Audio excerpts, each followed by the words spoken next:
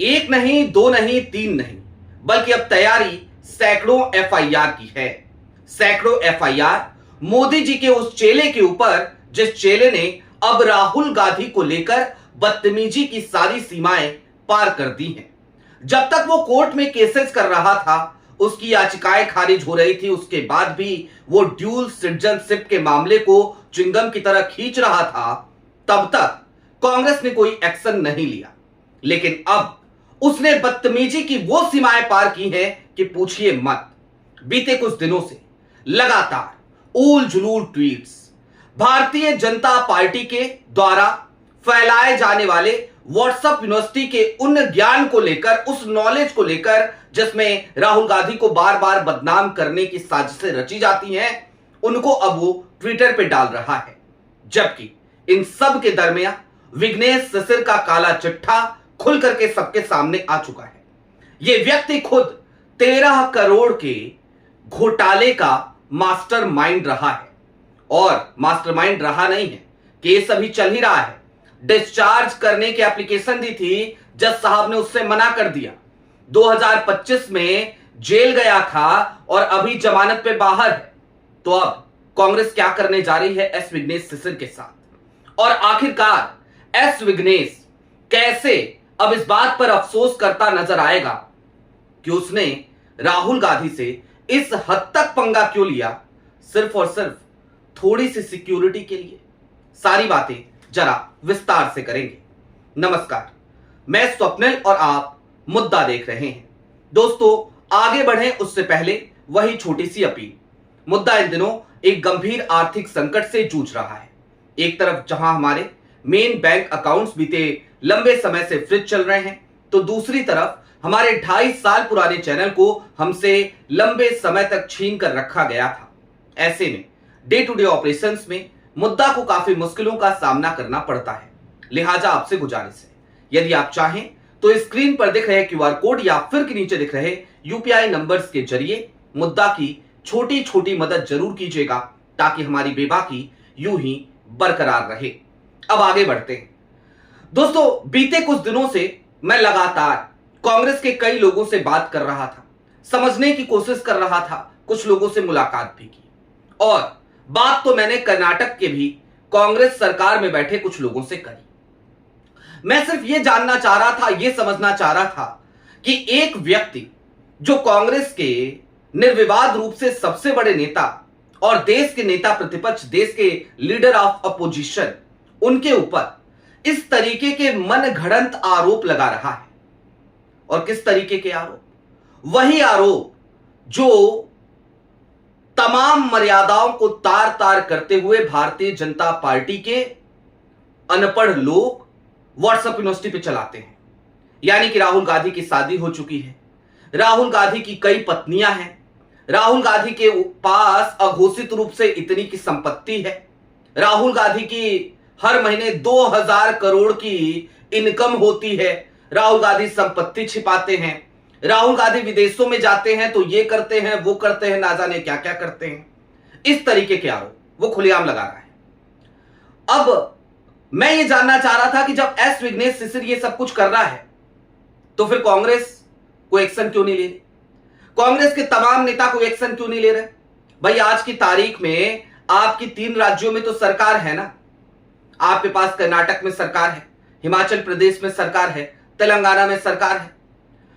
अब खुल करके कुछ बातें जो मेरे पास आई, जरा उस तरफ चलें, लेकिन उससे पहले आपको याद दिला दें। बीते दिनों मैंने आपको बताया था कि एस विघ्नेश शिशिर कोई और नहीं है, बल्कि एक महाठग है। एक ऐसा ठग जिसने एक विकलांग महिला तक को नहीं बख्शा था। एक विकलांग महिला से भी 3 करोड़ 36 लाख रुपए की ठगी करी, और तकरीबन 3300 स्क्वायर मीटर की उसकी जमीन पर भी कब्जा कर लिया, घोटाला किया उस विकलांग महिला के साथ। दूसरी तरफ ये इसके ऊपर यह भी आरोप है कि इसने अपनी कई कंपनियों में गबन किया एक कंपनी से, और इसमें इसके पिताजी भी शामिल थे, इसकी माताजी भी शामिल थे।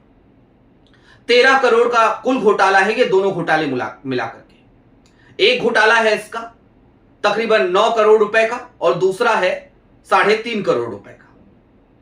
अब एस विघ्नेश शिशिर की यह कुंडली तो सबके सामने आ ही गई है, तो उस तरफ बात करने का कोई फायदा नहीं।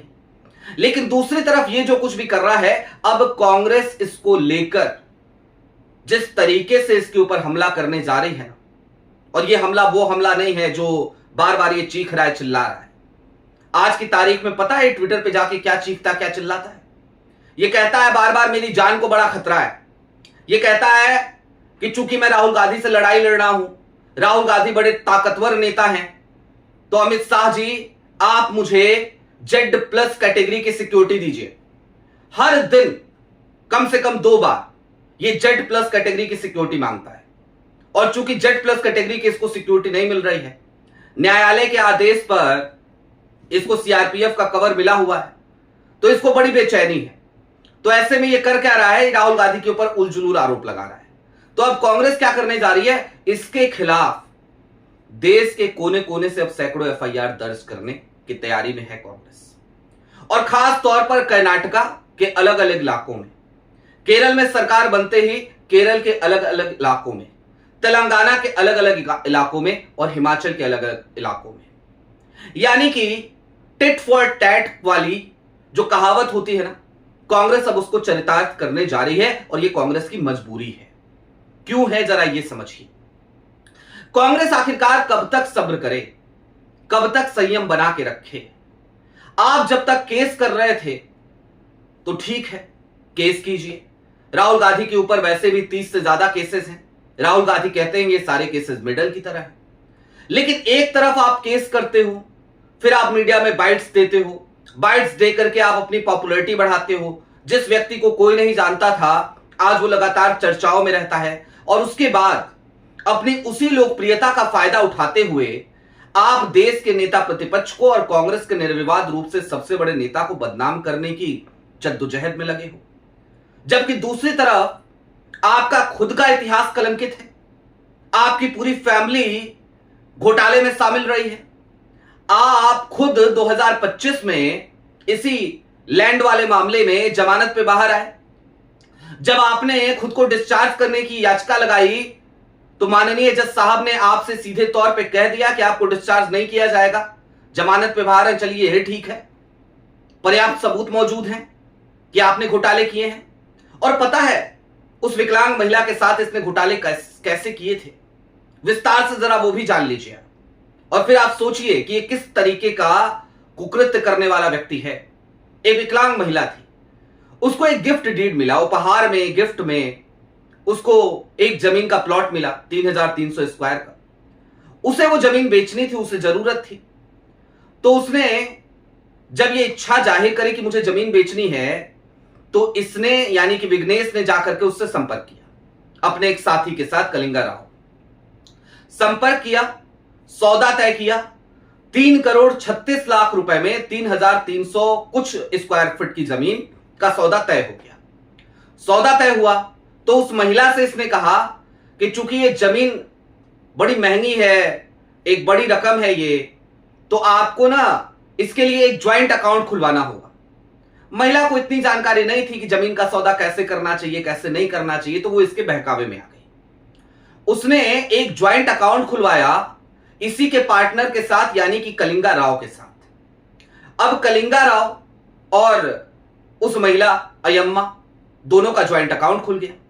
ज्वाइंट अकाउंट खुलने के बाद उस अकाउंट में वो रकम भी जमा करा दी गई, 3,36,00,000 रुपए, और उसके साथ ही साथ उस महिला से ब्लैंक चेक ले लिया गया। इधर जमीन का सौदा हो गया क्योंकि पैसे आ गए थे अकाउंट में, और उधर चूंकि उस महिला से ब्लैंक चेक, और चेक नहीं कई सारे चेक लिए जा चुके थे, तो धीरे धीरे करके विघ्नेश शिशिर ने अपनी ही अलग अलग कंपनियां, जिन कंपनियों का इस्तेमाल वो पहले भी किया था, उन्हीं कंपनियों में उसने पैसा लेना शुरू किया।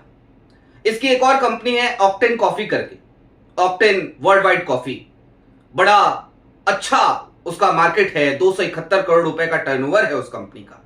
उसके बावजूद ये 3,36,00,000 रुपए की एक जमीन के लिए और 3,36,00,000 रुपए के लिए, टोटल 6 करोड़ आप मान लीजिए घोटाला, उसके लिए ये इस तरीके की घृणित हरकत कर चुका है। और वो भी किसके साथ? एक विकलांग महिला के साथ, जिनके प्रति सहानुभूति दिखाते हुए इसी विघ्नेश शिशिर के भगवान इन्हीं के भगवान हो सकते हैं, हमारे तो सिर्फ प्रधानमंत्री हैं, यानी कि मोदी जी।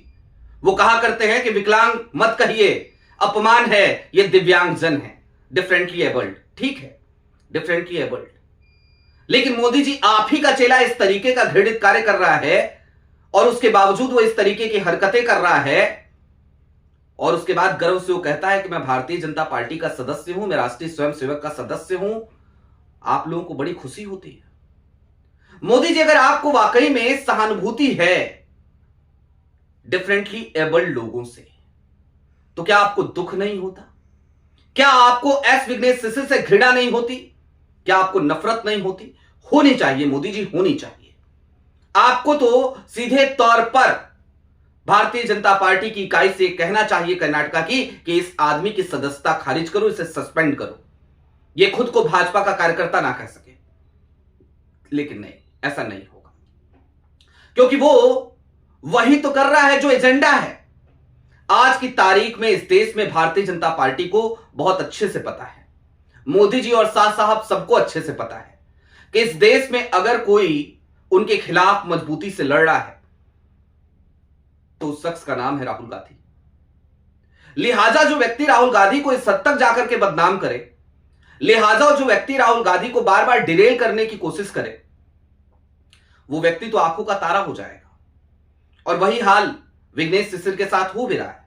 वो आंखों के तारे हैं, सीआरपीएफ के कवर में घूमते हैं, कर्नाटका में रहते हैं, केस आकर के इलाहाबाद हाईकोर्ट के लखनऊ बेंच में करते हैं, 2 बार मुंह की खा चुके हैं, याचिकाएं खारिज हो चुकी हैं, लेकिन उसके बाद भी ये सब कुछ कर रहे हैं। खैर, कहते हैं ना, पाप का घड़ा भरते देर नहीं लगती। तो अब जो जानकारी सोर्सेस के हवाले से मेरे पास आई है या जिन लोगों से मैंने बातचीत करी है, समझने की कोशिश करी है, उनको कहा भी है मैंने कि भाई ये अब कुछ ज्यादा नहीं हो रहा है, आपको नहीं लगता? क्योंकि निर्विवाद रूप से आपके सबसे बड़े नेता है राहुल गांधी और इस तरीके के आरोप लग रहे हैं, तो निश्चित तौर पर अब कांग्रेस की स्ट्रेटजी यही है। विघ्नेश शिशिर को बख्शेगी नहीं कांग्रेस। देश के कोने कोने में एफआईआर दर्ज कराएगी, जेल की काल कोठरी के पीछे विघ्नेश एस शिशिर को भेजेगी और एक जगह से छूटेंगे तो दूसरे जगह जेल में जाएंगे। एक जगह से तारीख आज होगी तो उसी दिन पता चलेगा देश के किसी दूसरे कोने में उसी दिन तारीख है। जिस तरीके से राहुल गांधी को परेशान करते हैं ना ये लोग, अब वही हाल एस विघ्नेश शिशिर का होने वाला है। लेकिन मामला सिर्फ एस विघ्नेश शिशिर तक रुक जाए तो ये ठीक नहीं।